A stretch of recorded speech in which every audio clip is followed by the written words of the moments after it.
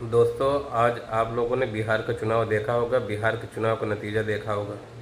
बिहार के चुनाव का नतीजा क्या निकला है।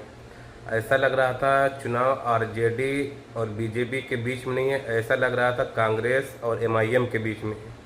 असदुद्दीन ओवैसी ने किस प्रकार इमरान को कटाक्ष कर रहे थे, इमरान प्रतापगढ़ी ने कैसे असदुद्दीन को ऊपर कटाक्ष कर रहे थे। ऐसा लग रहा था कि ये आरजेडी और बीजेपी नहीं है, एनडीए गठबंधन नहीं है। ऐसा लग रहा था कि बिहार का चुनाव कांग्रेस वर्सेस एमआईएम है। तो दोस्तों, आपको क्या लगता है, आखिर में कांग्रेस ने 3-4 सीट जो पाई है उस पर सिमट गई है, आरजेडी ने पूरी तरीके से चुनाव हार गया है और एनडीए ने पूरी तरीके से चुनाव को अपने नतीजे में लाया है और एनडीए ने सरकार बनाने जा रही है। तो अभी भी वक्त है, अभी भी टाइम है। यूपी का चुनाव नज़दीक है, 2027 में चुनाव है। तो हम तो अखिलेश भैया से ही कहते हैं, अखिलेश भैया अगर हमारी आवाज़ आपके कानों तक पहुंचेगी तो आप सुधर जाओ और संभल जाओ।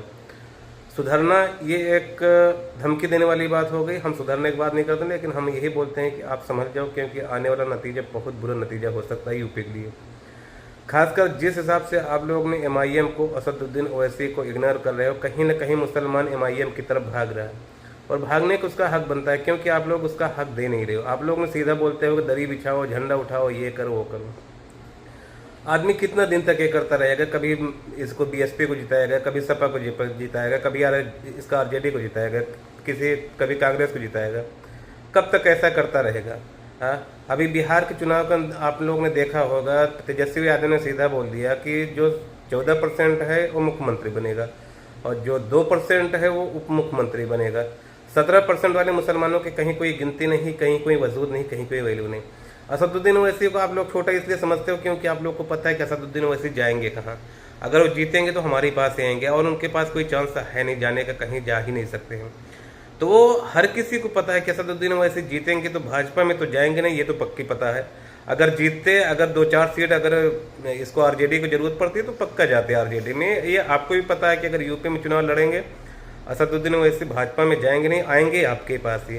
तो हम यही आपसे कहना चाहते हैं कि आप उनको गठबंधन देकर 2-4, 10-20 सीट जो आप मुझसे मांग रहे हैं यूपी में, आप उनको गठबंधन में शामिल कर लीजिए और अच्छे से चुनाव लड़िए।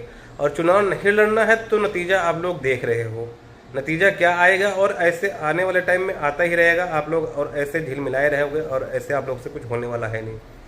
अभी का जो दौर चल रहा है बहुत बुरा दौर चल रहा है, क्योंकि मुसलमान ही सपा को, आरजेडी को, कांग्रेस को थामे हुआ है। जिस दिन मुसलमानों ने अपना हाथ हटा लिया सपा के ऊपर से, आरजेडी के ऊपर से, उस दिन आप लोग की जमानत जब्त हो जाएगी।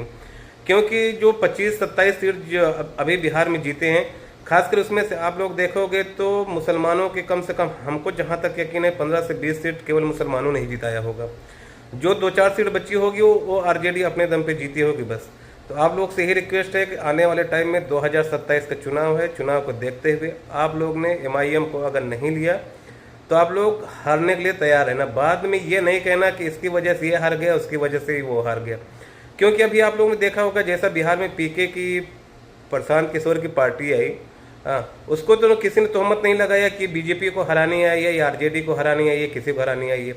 तो एमआईएम के ऊपर आप लोग ऐसा तोहमत क्यों लगाते हैं, बीजेपी की बी टीम है, बीजेपी की सी टीम है।